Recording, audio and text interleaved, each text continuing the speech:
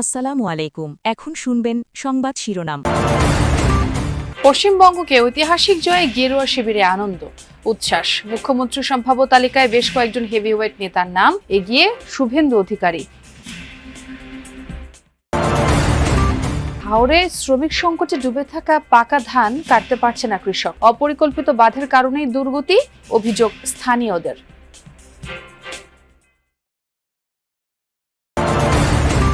ফেনীতে থমকে আছে ড্রেন নির্মাণ সহ একাধিক উন্নয়ন কাজ। বান্দরবানে খাল পুনর্খনন শুরু হওয়ায় আশার আলো দেখছে নাইখংছড়িবাসী।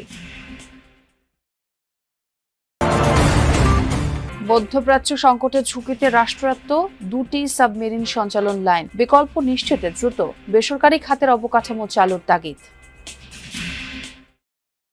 এতক্ষণ শুনছিলেন সংবাদ শিরোনাম, এখন দেখবেন বিস্তারিত। প্রথমবারের মতো বাংলায় সরকার গড়তে চলেছে ভারতীয় জনতা পার্টি।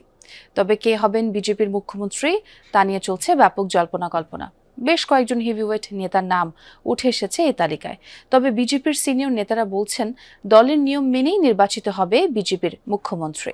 রং বদলের পথে পশ্চিমবঙ্গ। টানা 3 দফা ক্ষমতায় থাকার পর আর ফিরছে না তৃণমূল।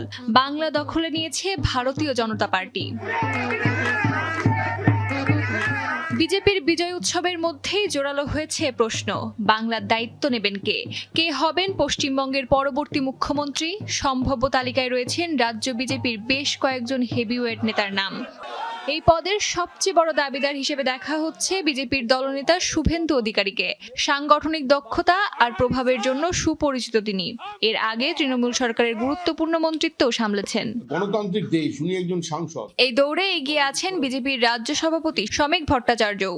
আরএসএস এর আদর্শে গড়ে ওঠা এই অভিজ্ঞ নেতা সমাজের বিভিন্ন স্তরে দলের ভিত্তি প্রসারে গুরুত্বপূর্ণ ভূমিকা পালন করেছেন। 2024 সাল থেকে তিনি রাজ্যসভার সদস্য এবং বিগত কয়েক বছরে রাজ্যে বিজেপি শক্তি বৃদ্ধিতে বিশেষ কৃতিত্ব রয়েছে তার। কর্মীদের মাঝে এখন ব্যাপক জনপ্রিয় প্রাক্তন রাজ্য সভাপতি দিলীপ ঘোষ।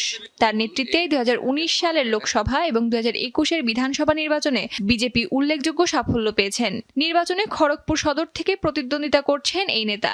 এই লড়াইয়ের অন্যতম প্রধান মুখ প্রাক্তন কেন্দ্রীয় মন্ত্রী নিশীথ প্রামাণিক। চলতি নির্বাচনে তিনি মাথাভাঙা কেন্দ্র থেকে লড়ছেন।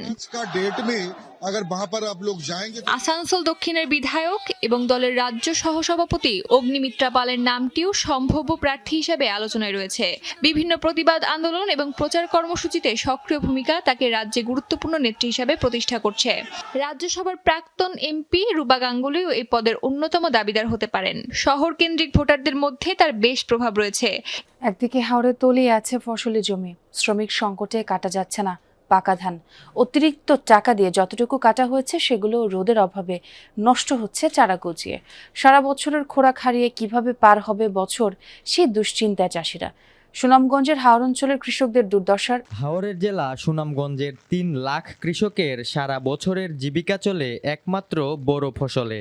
এই ফসলের উপর নির্ভর এক একটি কৃষক পরিবারের শিক্ষা, চিকিৎসা, বিয়ে শাদী, ঈদ আনন্দ সহ সকল আচার অনুষ্ঠান।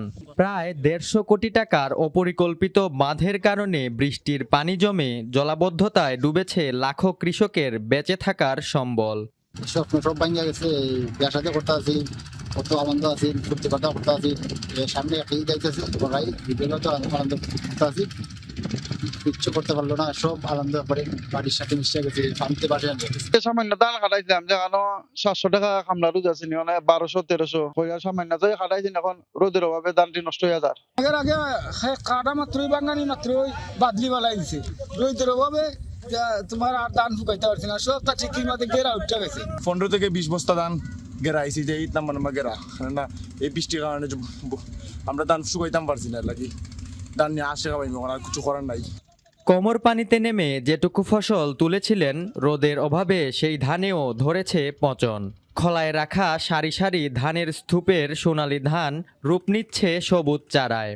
তাই এবছর বিয়ে শাদী, ঈদ আনন্দ সহ সবকিছুই মলিন এখানকার চাষিদের। আমরা 700 টাকার টাকা 1300 টাকার মাল পাইছি না। মেশিন আনছি, মেশিন উঠতে পারে না পানির মাঝে, কি করা যায়?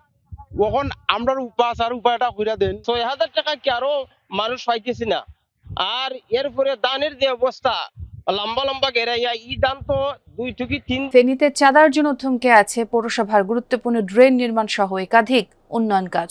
এতে অনিশ্চয়তা পড়েছে হাজার কোটি টাকার সম্ভাব্য উন্নয়ন পরিকল্পনা, যে কাজে অর্থায়ন করছে বিশ্ব ব্যাংক ও বাংলাদেশ সরকার। সহনশীল নগর ও আঞ্চলিক উন্নয়ন প্রকল্পের অধীনে গত 29 জানুয়ারির পর আবার 30 এপ্রিল পুলিশ পাহারায় দ্বিতীয়বারের মতো কাজের উদ্বোধন করা হয়। কাজটি বাস্তবায়ন না হলে এবারও বন্যার মুখে পড়তে হবে বলছে স্থানীয়রা। এই চিত্র দুটি 2024-25 সালের। 2024 সালের আগস্টের ভয়াবহ বন্যার কথা বাদ দিলেও প্রতি বছর বৃষ্টি হলেই এমন পরিস্থিতি হয় ফেনী শহরের, কিন্তু এখনো বাস্তবায়ন হয়নি শহর উন্নয়ন প্রকল্প। তাই এবারও বন্যার কবলে পড়ার শঙ্কা জানিয়েছেন স্থানীয়রা। বড় যে ড্রেনগুলো আছে ওগুলোর টেন্ডার হয়েছিল, কাজটা চালু করছিল, কাজটা চালু করার পর আবার এটা বন্ধ হয়ে গেছে। যতটুকু আমরা জানি যে চাঁদাবাজির কারণে নাকি কাজটা বন্ধ হয়ে গেছে। চাঁদা দাবির করার কারণে কাজটা অনেকদিন প্রস্তাবিত হওয়ার পরেও এবং উদ্বোধন করার পরেও এটা কাজটা শুরু হয় নাই। বন্যা থেকে রক্ষা পেতে ফেনী শহরের টাং রোডের 0 পয়েন্ট থেকে মহিপাল পর্যন্ত পাইলট প্রকল্প নেয় সরকার। 28 কোটি টাকা ব্যয়ে ড্রেন পুনর্নির্মাণ, ফুটপাত নির্মাণ ও সড়ক উন্নয়ন কাজ পায় প্রপার্টি ডেভেলপমেন্ট লিমিটেড। অভিযোগ, এতেই ক্ষুব্ধ হন জেলা বিএনপির আহ্বায়ক কমিটির সদস্য কামরুল হাসান মাসুদ। গত 27 অক্টোবর প্রকল্পের কার্যাদেশ স্বাক্ষরের দিন ফেনী পৌরসভার নির্বাহী প্রকৌশলী জাকির উদ্দিনের উপর হামলার অভিযোগ উঠে তার বিরুদ্ধে। টেন্ডার প্রক্রিয়া সম্পাদনকালে, চুক্তি সম্পাদনকালে অফিসে এসে একটু বিশৃঙ্খলা সৃষ্টি করতে চাইছিল। কেন উনি আক্রমণ করছে এটা আমার জানা ছিল না। এই কাজটি এর আগে 29 জানুয়ারি উদ্বোধন করা হয়েছিল, এটি আবারও উদ্বোধন হয়েছে, কিন্তু কেন? এর পিছনে কি কারণ রয়েছে? দেশের সাবমেরিন কেবলের সঞ্চালন ব্যবস্থা নিয়ে উদ্বেগ বাড়ছে। পশ্চিমা ব্যাংকগুলোর সাথে বাংলাদেশের আর্থিক লেনদেন এবং 8 লাখের বেশি ফ্রিল্যান্সারের কাজ সম্পন্ন হয় হরমুজ প্রণালী এবং লোহিত সাগরে তলদেশে দিয়ে বয়ে যাওয়া সাবমেরিন কেবল দিয়ে। ইরান কিংবা হুতি বিদ্রোহীদের যে কোনো ধ্বংসাত্মক পদক্ষেপে বিঘ্নিত হতে পারে রাষ্ট্রায়ত্ত 2টি সাবমেরিন কেবলের সেবা। নিরাপদ জলসীমায় অবস্থিত বন্ধ থাকা বেসরকারি খাতের সাবমেরিন কেবল অবকাঠামো দ্রুত চালুর পরামর্শ দিচ্ছেন প্রযুক্তিবিদরা। ইরানের সাথে যুক্তরাষ্ট্র ও ইসরায়েলের যুদ্ধের উত্তাপ লাগছে বিশ্ব অর্থনীতির ডিজিটাল ধমনী হিসেবে পরিচিত সাবমেরিন কেবলগুলোতে। আন্তর্জাতিক তথ্যের 99%ই বহন করে সমুদ্র তলদেশে স্থাপিত এসব ফাইবার অপটিক কেবল। বাংলাদেশের রাষ্ট্রায়ত্ত 2টি সাবমেরিন কেবলের রুট হরমুজ এবং বাবেল মান্দে প্রণালী দিয়ে সংযুক্ত। হরমুজ প্রণালীতে সাবমেরিন অবকাঠামো ক্ষতিগ্রস্ত হলে এর সরাসরি প্রভাব বাংলাদেশের উপর কিছুটা কম হতে পারে, কিন্তু লোহিত সাগরের চিত্রটি সম্পূর্ণ ভিন্ন। এশিয়া, ইউরোপ, ইউএসএ করিডোরের প্রায় সব বড় কেবল বাবেল মান্দে প্রণালী দিয়েই